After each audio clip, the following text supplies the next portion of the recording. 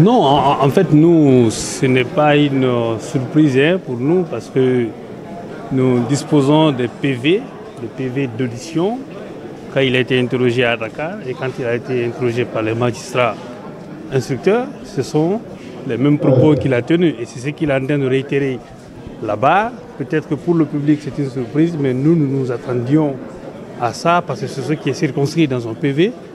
Et voilà, pour nous, ce n'est pas une surprise.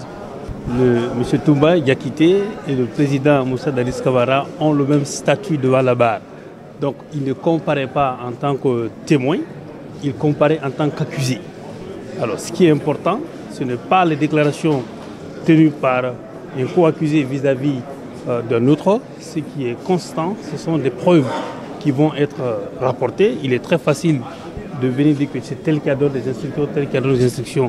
Et lui-même, il ne peut pas prouver que c'est en présence de lui que des instructions ont été données. Et nous sommes déjà satisfaits quand même et très heureux de sa déclaration selon laquelle le président ne lui a pas donné des ordres de se rendre au stade. Et ça, c'est important. Ça veut dire que tous les actes qu'il a commis au stade, sans en avoir reçu l'ordre du président de la République, alors qu'il était son aide de camp, ne peuvent être retenu contre le président Moussa Dadis Camara.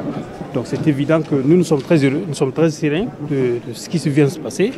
Et au fil des débats, vous comprendrez que nous allons démontrer tout le contraire de ce qu'il a développé. Monsieur Toumba Diakité a expliqué sa position, sa situation, sa condition au sein de la présidence sous Dadis, sa marginalisation, la ségrégation dont il faisait l'objet parce que n'appartenant pas, ne répondant pas aux aspirations de Dadis en ce qui concerne la nouvelle gouvernance qu'il avait voulu, celle de ne vouloir associer que les siens. Alors Toumba était dans le collimateur et devait à tout prix être évincé, arrêté et pourquoi pas liquidé définitivement. Il a donc expliqué que formellement il ne travaillait plus et pouvait se faire remplacer par Dadis à tout moment. Il ne le regagnait que sur les lieux, aide de camp de son État, qui organisait sa sécurité, sa survie et qui planifiait les sorties. Ceci désormais lui échappait et il n'en était informé qu'en dernier ressort. Il a expliqué qu'il, loin d'avoir été un bourreau, il fut un sauveur et le sauveur de la classe politique et toutes choses qui nous ont évité une guerre civile.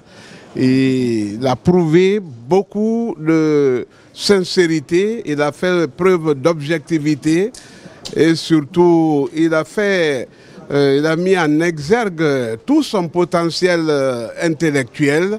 Et il a fait valoir ses possibilités médicales, sa science militaire et autres. Il s'est dit que toutes ces disciplines ne pouvaient être assumées à point avec beaucoup de talent et d'atouts qu'en se pliant à une certaine discipline, laquelle ne colle pas avec l'usage de la force. Alors, pétri dans les arts martiaux, il y a la retenue, il y a la discipline, il y a bien sûr la victoire à l'horizon. En tout cas, il a permis son défilé à la barre. Son interrogatoire à la barre a permis d'asseoir vraiment la conviction du tribunal.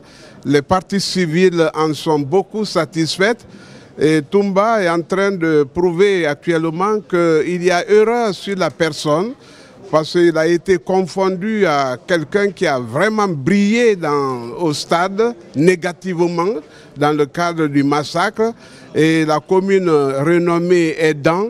On a pensé que cela ne pouvait être possible que par Toumba lui-même, alors qu'il n'était venu au stade que par un concours de circonstances.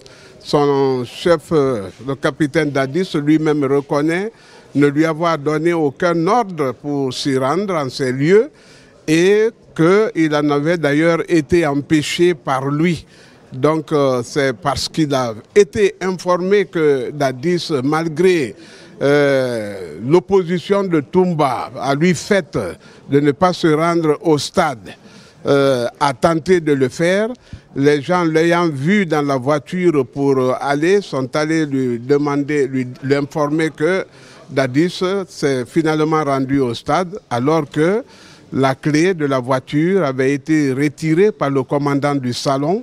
Et toutes choses qui l'ont mis dans tous ses états et l'intéressé pour la répression a écopé d'une paire de gifles. Alors c'est à sa recherche que Toumba est parti et ça a été vraiment salutaire pour les leaders, qui certainement viendront témoigner.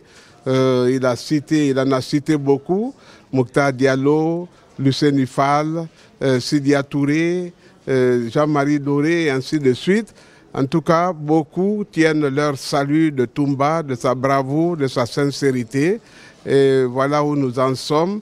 En tout cas, il a situé finalement les responsabilités et a fini par conclure que le commandant en chef des forces armées d'alors, le commandant du régiment, devait sans nul doute être celui-là qui a conçu, préparé, fait exécuter cette vilaine fable qui a consisté en ce massacre massif de nos citoyens dont le seul tort a été d'avoir exercé un droit constitutionnel. Merci. Maître, pour vous, réellement, est-ce que Toumba n'a pas été piégé? Oui, oui. Toumba a vécu vraiment dans des pièges, il les a toujours esquivés et la tendance était de l'arrêter. Le président Dadis lui-même cherchait les ressources humaines pour le faire, mais on ne trouvait au sein de l'armée, ni ailleurs, ni dans les sciences occultes, personne pour procéder. Oui, Toumba a affiché une sérénité, une véritable maîtrise de son dossier et il a retracé les faits comme s'ils venaient d'être vécus et sans aucune prise de notes parce que tout ce qu'il disait procédait du véritable. Lui-même a décidé que seule la vérité pouvait l'affranchir, qu'il devrait donc vivre dans le véritable, ce à quoi tout le monde semble s'accorder. Mais les avocats de la défense, les avocats du